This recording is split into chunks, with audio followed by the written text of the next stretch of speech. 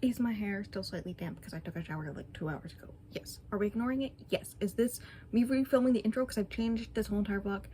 Yes. Welcome to the Kindle Unlimited vlog. This was originally going to be 5 books.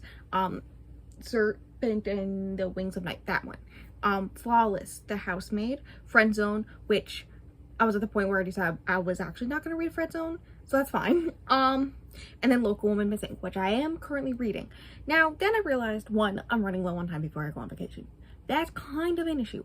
2, I'm kind of not in the mood for any of those except for The Housemaid. And the one that I'm currently reading, having a good time with. Right? Like, this is an issue. So, obviously, my brain went, okay, well, you could pick either Flawless or really long title. And only read 3, or you could just make it reading mystery thrillers from Kindle Unlimited and choose another one. And so that's what I decided to do. And then I went on to the mystery thriller Kindle Unlimited books, right? Barely scrolled through. It was like recommending me. Most of the early ones I saw were the same author as The Housemaid. Is that even the name of that book? Yes. So I didn't want to do those. Like, I did look at the synopsis of the teacher. I don't think I'd like that one anyways. But I went past the like, since you like this book and this book, Local and Missing and The Housemaid, because I have both of them downloaded. I went down like one more tab and then Hidden Pictures. I'm like 90% sure that's the title of this book was there. So that's what's happening now. That's what's happening. I'll start with what that one is.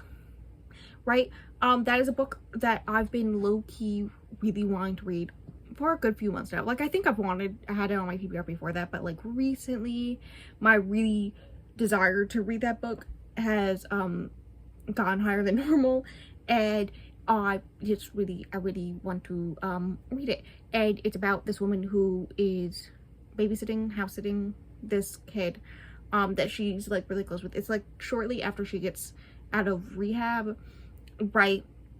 So like unreliable narrator stuff with that, and then all of a sudden the kid starts drawing pictures of a murder. And she's like, and I assume the police are not gonna trust her because he's a kid and she was in rehab, right? Because the police. So, and I've heard, I don't know if I actually heard good things about it. I've heard things about it that made me want to read it. That's what I'll say, because I don't remember what I've actually heard about it, but I remember it just like taking something in my brain and me going, I need to read that, and now I have the chance to read it, so I'm gonna read it. The Housemaid, do I know what it's about? Not really. My sister has read it and has told me to read it. So there's that. It follows a housemaid, I assume. And I assume there's something that happens in the couple that she is a housemaid for, right? And sees something and leads to a whole ordeal.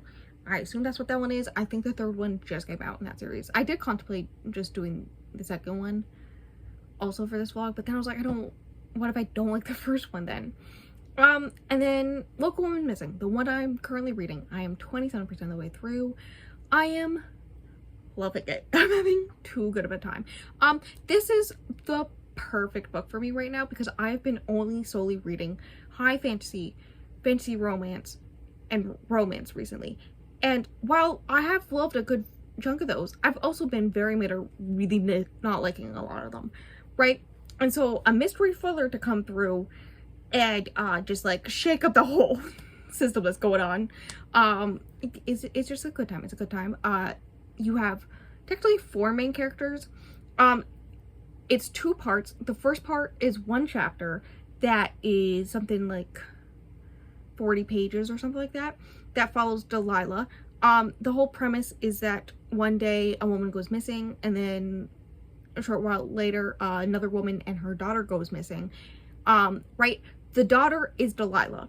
So the first chapter is her, the last bit of her life in captivity before she escapes from her kidnappers, right? And how all that happened.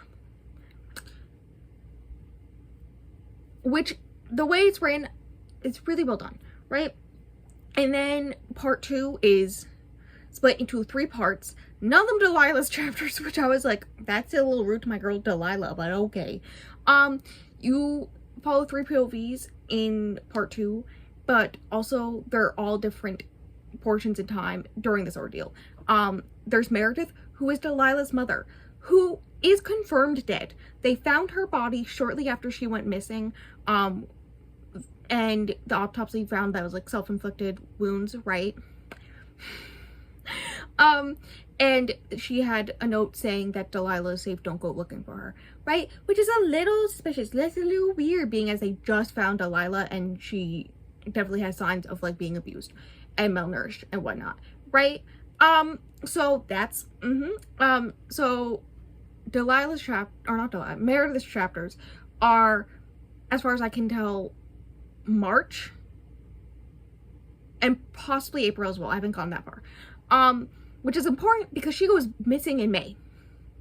It's the month or 2 before she goes missing leading up to it, and so far a lot of it is her getting cryptic messages saying, I know what you did, I hope you run hell, I hope you die, bitch, and whatnot. So she's like very stressed about this.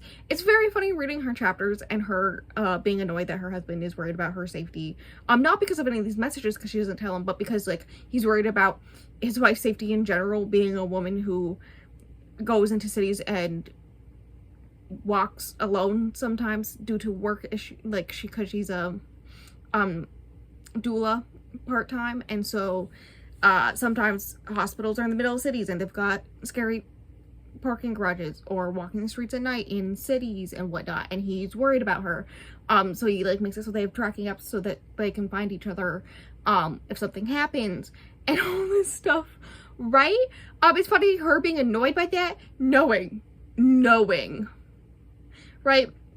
The other POV is Kate, who is one of the neighbors, the next door neighbor, who is a lesbian. I think a lesbian. She has a girlfriend, partner, named B, short for Beatrice.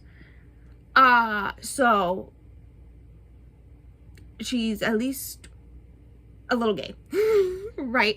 And this is why I know she was missing in May, why Meredith and Delilah go missing in May, because her chapters, I think her chapter is the first one after the beginning of part 2, and because hers are right after Meredith and Delilah go missing, like literally that night. So I assume hers is gonna be about the investigation and what happened with that, right? Because it's been 11 years and whatnot. So the impact in the community, the investigation so far, we can tell the police are not doing much. Like the whole entire actual search for them is being run by her husband Josh. Like Josh is the one leading the search, putting up flyers, doing all this stuff, right? Because the police are like, it's probably fine, despite the fact they have another woman that also went missing in the same town. Like, it's a large suburban town, but it's still a suburban town. Like, this is not a normal thing that happens here, right? And the only reason they don't think they're connected, I think because the original girl who went missing, they know that her husband was having an affair, and they think that she was also having an affair. So they assume either one of her lovers, one of his lovers, or her husband, killed her or did something. So they don't think they're connected. And so it'll be interesting to see if they actually are connected, right? Third POV is the current day after Delilah is found, right? Current day of Leo, the younger brother, who's 15, of Delilah, which is an interesting idea. He's an interesting character because he's very much like, well, maybe she's lying about where she's been this whole time, but also noticing all the ways that she is clearly traumatized and being like, okay, maybe I shouldn't be a jerk, right? But also about how like he's treated in the everyday because he's known as the little brother of the girl who went missing, right, and was never found, and whose mother died, and all this stuff. And yeah, no. Also, he seems to be the only one, as far as I can tell, who notices how like Delilah has issue eating food. Like she can't eat a whole meal because she hasn't for the past 11 years had like a whole meal multiple times a day, right? So eating a whole meal at once is very difficult for her. Her stomach can't handle that. And so he like is like, it's okay, you don't have to eat it all in one sitting. And he's like the one that notices this, not the dad. And she's just like, she also noticing how quiet she is and stuff. Yeah. So that's fun. Anyways, it's a good book. I'm liking it. I like the writing style. The chapters are like a few pages each, so it's going very, very fast, and I love that for me. Also, I'd like to know, even though they're all Kindle Unlimited, I also have the ability to get all of them on audiobook, so if I'm running low on time, it's fine. It's fine. Yeah. That's the plan. That's what's happening. That's the new intro for this vlog. It's very humid. I'm gonna stop, and I will update you. I probably will update you, hopefully tomorrow morning when I've finished Local Woman Missing. I want to finish it today, but that's gonna take 4.5 hours, and it's already, I don't know how time, 4:20, and I do have plans at 8, so I don't know if I'll actually finish it tonight or if I'll finish it first thing in the morning, but either way I should update you when I'm actually done with it. And yeah, I'm very happy about this change of plan. Hello, I had to move my coffee the way, so I guess I'm holding it. Guess who just finished Local Woman Missing? The audiobook is good. I like both ways. I did pick up the audiobook to finish it faster because I am running low on time. It's exactly a week from tomorrow. It's fine. It's fine. I've decided I am taking my computer with me, so that makes it so that I can record some episodes later, and along with that, that includes another book I don't have to read yet. Like I could read Into the Drowning Deep later while I'm there, and then record it while there. So it's fine. Fine, I'm not panicking. You are. Local Woman Missing. I finished it. Literally the last 2 chapters had me just like, mostly just the last chapter just had me like, so rating is gonna be 4, and with that, the rest of this book, I'll have it split into chapters. Sometimes I do that. I'll have it split into chapters, so for the rest of me talking about this book, no, it's gonna be spoilers, and I rated 4 stars, and I recommend either audiobook or reading it physically, because like, or with your eyeballs, because it's good. I recommend. Okay, spoiler time. Yeah, it's not Delilah. The cop had a relationship with the dad, Josh, and she wanted to be Delilah so bad that he would like her more. Like they had a little bit of a relationship, but she wanted him to love her, so she falsified the DNA results and said that it was positive so that he would love her. It was not. The brother figures this out, right? So they're freaking out. They find out who the actual girl is, right? And they take her back to Josh's house to get her stuff in so that they can take her to her actual family, and she runs away when nobody's watching her, and she escapes. So they're searching for her, and while this is happening, while we're figuring this all out, we're watching Shelby, the first girl who went missing. Her husband went to jail for the murder, right? They found out that their baby was not actually his baby biologically, so the story was that he found out and then killed his wife, right? What actually happened is that I talked about how there's the Kate POV. I assumed it was going to be something with Kate around her, of what actually happened, who actually the killer is and whatnot, because why would it be the neighbor? That seems like a weird POV when you could have the husband, right? Yeah, that makes sense, because Kate's partner, later wife, B, and Meredith, who's Delilah's mother, who is also dead from apparent suicide, cough cough, are driving home drunk one night. B hits Shelby. She's the one that hits Shelby, kills Shelby, forces Meredith to go along with hiding the body, right? And over time, Meredith is like freaking out, right? She thinks it's, she like can't handle the grief of it and the guilt of it. One thing I want to mention before I continue on, it's never confirmed, but I'm pretty sure who the actual father is, right? And the man that Shelby was having an affair with is the other neighbor on the other side. They left like shortly after everything. But Cassandra was her best friend, one of her best friends, and she suddenly stopped being friends with her, and it's because she learned that her and her husband had a relationship during college, and right, and she has caught the signs that her husband has an affair, right, and so she thinks it's with Meredith, and we know it's not, and so I think it's with Shelby. It's not confirmed, but I think it's with Shelby, because we know that Shelby was having an affair with a married man who likes to take off his ring, and one of the things that Cassandra says is that he forgets to put his ring back on. I think it's him. I think that's who the affair partner is, and that's why they immediately moved away, because after everything, because they learned that he had a secret other baby with his affair partner, who then was murdered by her husband over learning about this, and so they moved away to deal with it, right? But so the Meredith's dealing with guilt, right. B is like very angry in her face about anything that has to do with it. Like shows up randomly every day. It's all like, you gotta act normal, all this stuff. Delilah's homesick. She doesn't know this. Meredith's in the car trying to get her phone, and she's like, I have to call the police and like tell them what really happened. And B's all like, nope, she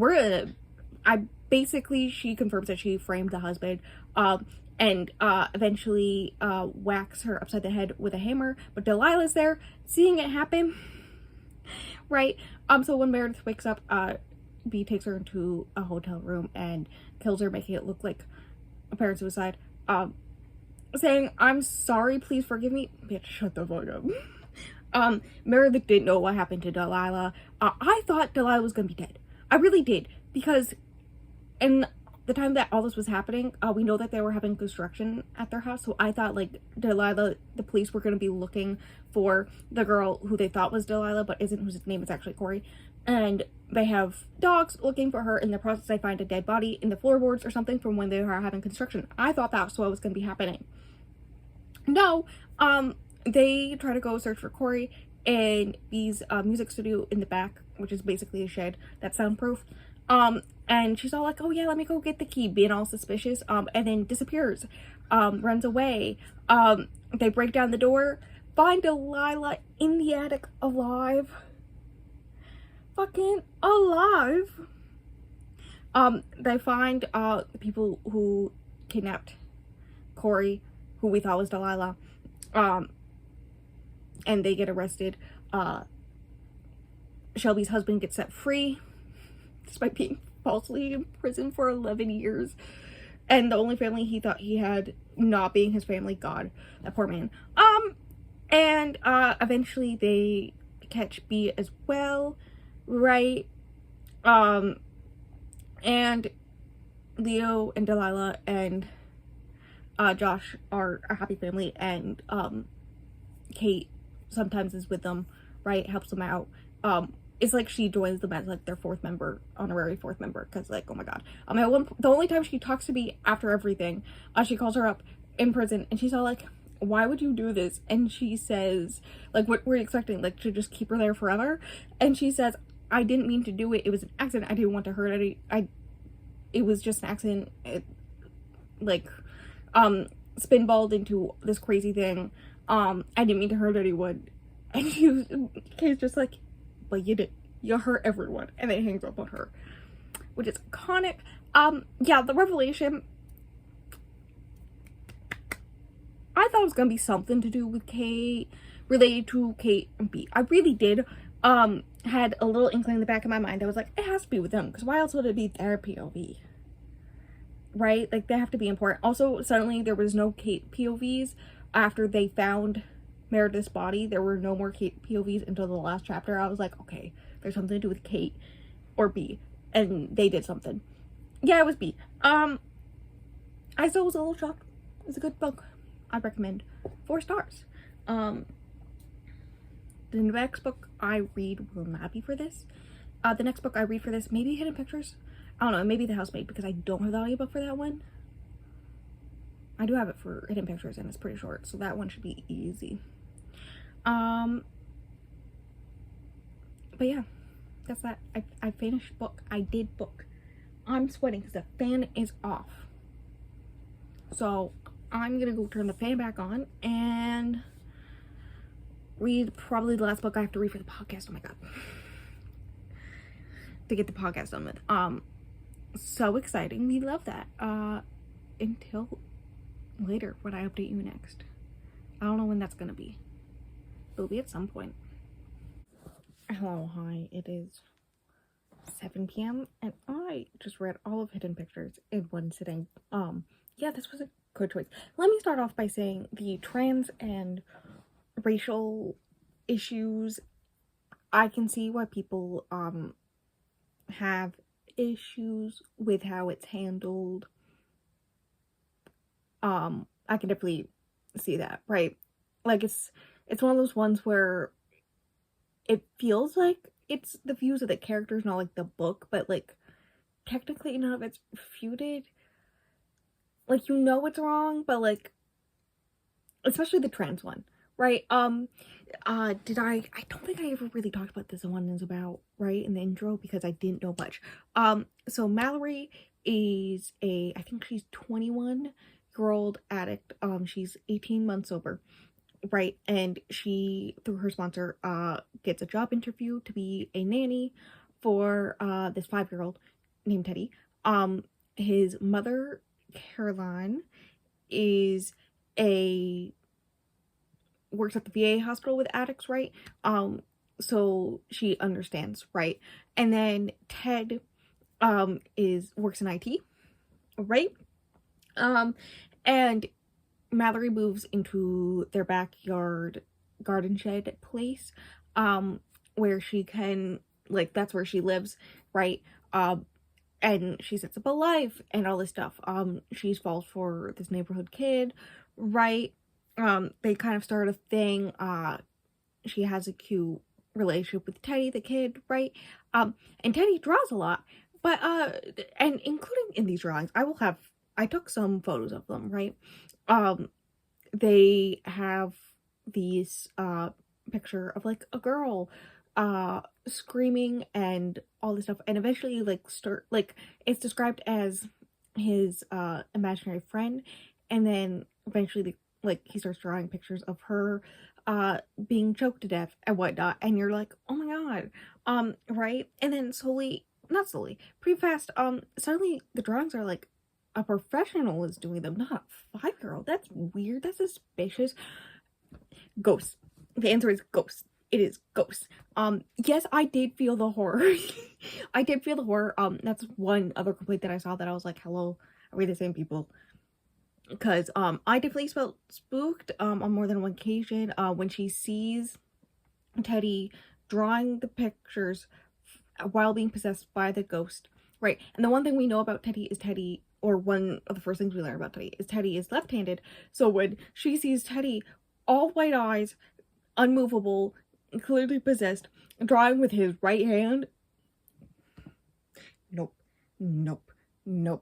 I'm good. I was like, and a few other things. I really thought the person I really thought it was gonna be, I was kind of close, right?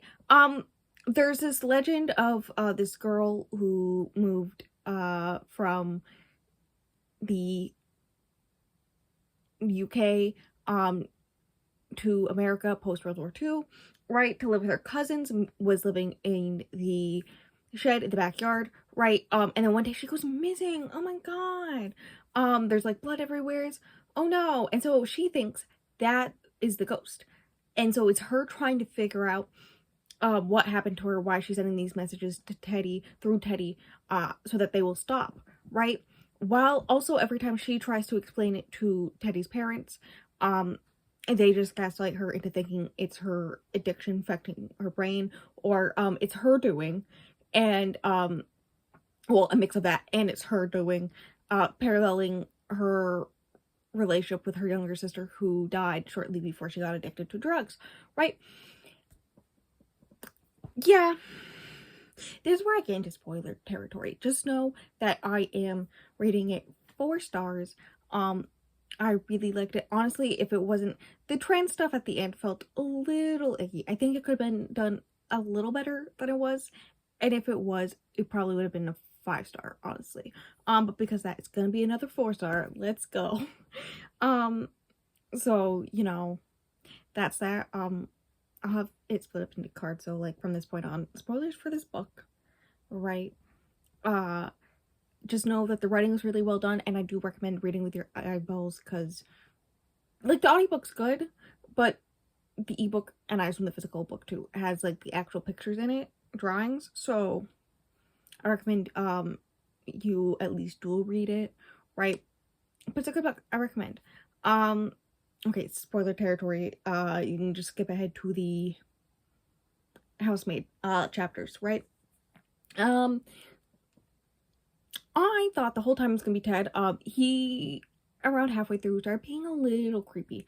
A little too long of hugs. One night he gets super drunk and then climbs into her bed naked with a bunch of her underwear. You know, stuff like that.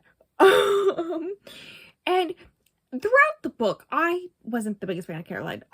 The way she treated Mallory didn't give me somebody who works with people who deal with addiction every day and respected them. It felt more like somebody who hated drug addicts, right? Like the next door neighbor occasionally smokes weed, and she fucking despises that woman. And she's like, she's just a pie, you shouldn't go near her, all this stuff. Like, a lot of foul language, some foul language about Mallory, right? And how she is just a druggie occasionally when she gets angry. That's like the way her voice goes and all this stuff, right? Or tone gets, whatever. And then they learn that this girl, Annie, who, this whole story of like died in the shed, right? She didn't die. What happened is that, this was the 40s. And so when she fell in love with a black man and got pregnant, her cousin freaked out, who she was staying with, freaked out, right? She went off, to live with, this black man who she married him. They went off, ran away, moved in together happily ever after, right? Not a worry. Her cousin faked her kidnapping because he'd much rather that than people know that she slept with a black man, right? No, the ghost. Anya is Hungarian for mother. It is Teddy's mother. Because Catherine kidnapped Teddy. Catherine, was having trouble is that Caroline? Her name's Caroline. Why am I calling her Catherine?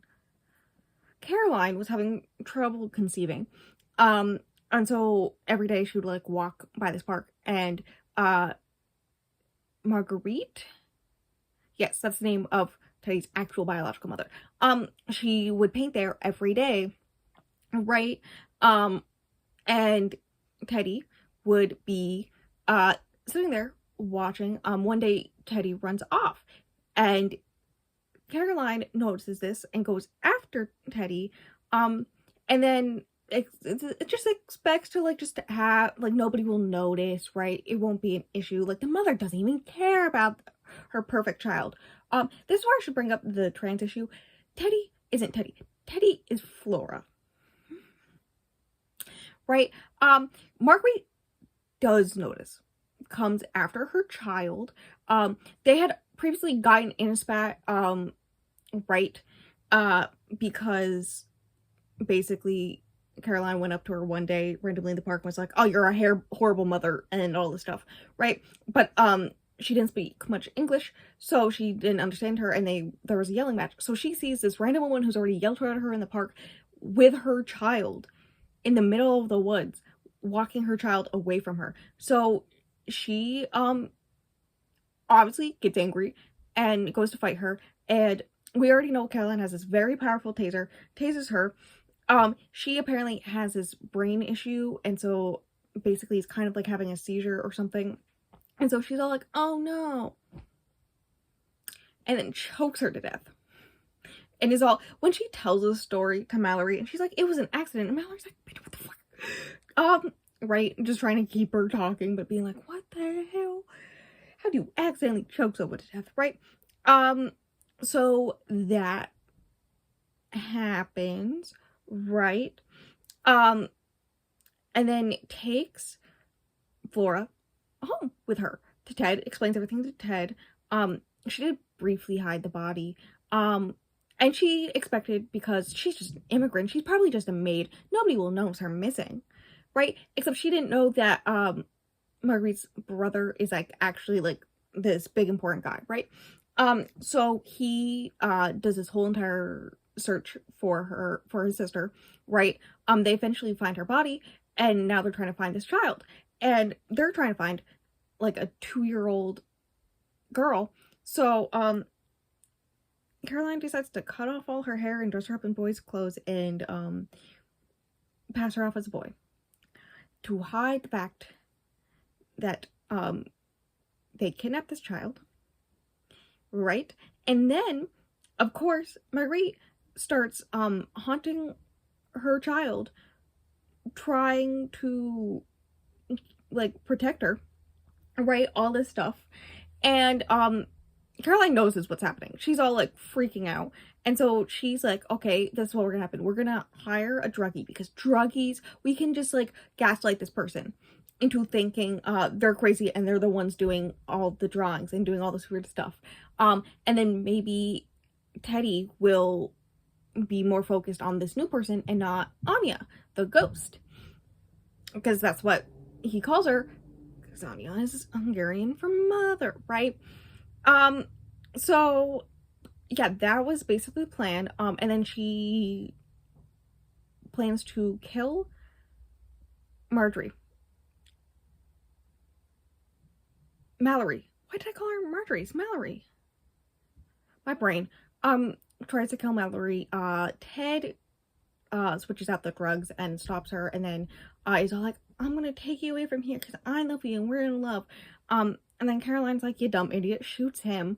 And then while they're in a scuffle, Mallory takes Teddy, or Flora, into the woods, and they're hiding, and eventually Flora's mother possesses her and stabs Caroline in the neck a bunch of times. And then it's just, like, cuts to a year later, and it's basically the whole entire book Mallory wrote. I really hope her name's Mallory, not Marjorie now. Mallory wrote to explain the whole story to Flora after the fact, right? Explaining everything, talking about how she took, she basically made it look like that she was the one to stab Caroline, right? So that Flora wouldn't end up in an institute or something, right? And the police obviously didn't believe her at first, but then when, like, this missing child at this specific place, and the mother drove this specific car, I was thinking about that stupid bug where my phone camera just turns into purple static, and how it hasn't done that in a while. It just fucking did it. Anyways, in Flora's mind, it's like Teddy and Flora are different times, periods of her life, right? And so, like, it's like two separate people almost, kind of. I don't know how to explain it. It's not this is the part that's not well done, right? But yeah, Mallory goes to school, she lives her life, she has the guy, and time passes. Both Ted and Caroline died. The end. 4 stars. Honestly, it was mainly the trans thing that was the issue, right? Otherwise, good. It was a good book. I really liked it. It was well written. 4 stars. Yay. Very quick is I realized something else I wanted to say, which is something I appreciate this book did, especially with the whole addiction aspect with the main character is it didn't play into the unreliable narrator aspect that I was really expecting it to go with. I really was expecting that. And it is kind of played where Ted and Caroline are all like, you're an addict, so you have holes in your brain, therefore you, like, you're just having memory issues, because, like, she has a history of those, with her addiction and all this stuff, right? So it's kind of played for that, but you, as a reader, understand that this is them, not understanding, not listening to her, not respecting what she's saying, because she's an addict, right? At least for me, it very much never felt like unreliable narrator. It felt like that's what they're telling her. But she personally, like, a few times she, like, the gaslighter works in which she's like, maybe it was me, but then she's like, no, I know it wasn't me. I know what I saw. I know what happened. And that's why I like her relationship with Adrian, the love interest, because when he learns the truth of her addiction and whatnot, he initially is angry because she lied to him about it, but once the initial shock and anger is over, he's all like, I still, like, believe you, I still think you're right. I don't think you're just seeing things because you're an addict. Like, I think you're right. Like, it's not played for, like, her addiction makes her unreliable narrator. We can't trust anything she says or does. It's, like, refreshing the way it does that. So there's that. That's that. It is almost 8 p.m. now. And I was planning to read all of The Housemaid. I will probably still start it, but I don't think I'll read all of it today. I think I'll start it tonight and finish it tomorrow morning. And I don't think I'll update you. I think I'm just gonna do one update for all of them. I think that's what I'm gonna do just for editing these purpose. But yeah, I think that's everything. I will do that. I did manage to get the audiobook, despite the fact that, of course, everyone removed it from their library. Because everyone fucking hates me recently, but I was still able to get the audiobook, so that is happening. Oh, my hair's still damp from my shower. I'm wearing the same shirt I wore in the intro. And you're sitting on the plastic bag that all my cords are going into for my carry-on, because it is Monday, the day before I leave. And I'm here to update you because I got 48% into The Housemaid last night. I could totally finish it. I'm not going to. I DNF. Whispering it so that the sister doesn't hear I'm DNFing Housemaid. Apparently really doesn't want to sit on my plastic bag. I did look at some reviews. If I remember to link it, I will link the one that I'm going to talk about in a minute, but it is, like, the top one if you just, like, look at the reviews, right? It talks about, like, the pros and the cons. One of the main cons people I kept on seeing list off was the writing style. I didn't have an issue with that in particular, but finding, the characters annoying instead of, like, all that stuff, and it being a little predictable, at least for me, I did look it up. I was right. Was my main issue, right? I didn't really feel any of the pros that was on that list, and the cons I was feeling pretty heavily, right? What is it? Imagine Hidden Pictures, but not as enjoyable for me. So instead of being in rehab, she was in prison for 10 years. Is Millie's character, right? I did look up what happens, so I know this for a fact. Instead of the husband's creepiness being a red herring and he's not actually the villain, it's actually the wife. It's the opposite, where the wife's treatment of her is the red herring, and it's actually the husband, the creepy husband. Also, instead of her dating the gardener turns her down and she ends up having an affair with the husband. That's a whole thing. So, you know, love that. I looked up what happens, and in premise that does seem like something I would enjoy. I just did not like it with the way it was done, because the main difference between them, Hidden Pictures, and Housemaid, was the way that the wife, Nina, treats Millie It's very similar to how the wife treats the main character in Hidden Pictures. Thank you for recognizing that I can't remember names for the life of me. The treatment is very similar, being like hot and cold, back and forth, constantly. And then there's like also a whole thing with like the weird creepiness with the husband. But she's into in this one. Yeah, that's when I stopped. It was when the infidelity, and I was like, I'm done. I'm done. Listen, you can say what you want about how Nina treated her pretty horribly in the beginning, right? Saying one thing and then like 2 hours later saying that she said something else, or blaming Millie for anything that goes wrong, lying to Millie about the child's allergies, all this stuff, right? Blaming her for trying to kill her child when she doesn't actually have those allergies, and a bunch of other stuff, right? But when Nina learns that Millie and her husband spent the night in the city watching Broadway together while she was taking care of her child, right? And she doesn't even know that they slept together. She just knows that that happened. And the way she treats Millie afterwards, I'm like, yeah, that makes sense. That tracks. That tracks. Right? There's like, obviously, that would, if your employer assumes that you are showing at least an interest, especially with the fact that like he's purposely walked around in his underwear near her and it's a little too complimentary of her sometimes, and Nina's shown instances of jealousy, and then already before that, and has a vibe from him, and then sees that you went to a really expensive Broadway show in like the 6th row with him. Yeah. Like, even if she doesn't know that you two definitely slept together that night, she's gonna assume like that's weird and what the fuck are you doing, right? So like I can recognize that, yeah, maybe calling the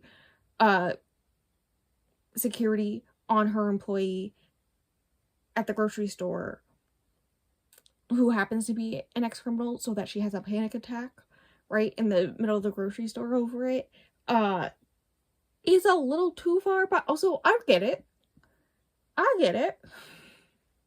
That seems like something I would do in this situation. No, Nina is very much hot and cold constantly. I already talked about this. But it's like dialed up to a 10 in comparison to Hidden Pictures, and it is so annoying. I clocked that it was a red herring instantly, and it's definitely the husband. I was right. I was 100% right. So, love that. And it was so annoying. It was grating on my nerves so much that I just was like, I'm gonna go to bed. And if I finish in the morning, I finish in the morning. And if I don't, I don't. And then I woke up and I was like, I don't want to. And so I looked up what happens. I went, that seems like something I'd like in a different book. And then decided to DNF. So here we are. That's that. We had 2 wins and 1 loss. I feel bad. What is with me and DNFing popular books recently? But yeah, that's what happened. I'm gonna move on with my life. I'm gonna edit this at some point soon on my phone. Pray for me. And that is everything. I've got things to pack. Exciting. We're very excited. And so I will see you in the next video. I don't know what the video after this is gonna be. It may be the fish vlog, but that may have to move around because I haven't finished that one yet either. So I don't know. I'll let you know. You'll know when in next week. Me promoting things. Fridays are podcast, normal time Fridays podcast, link below. There's the YouTube, but there's also Spotify and Apple Podcasts. And then Friday nights here is me Twitch streams. They are scheduled all the way through the time that I'm gone, so that's fun. And I think that is everything.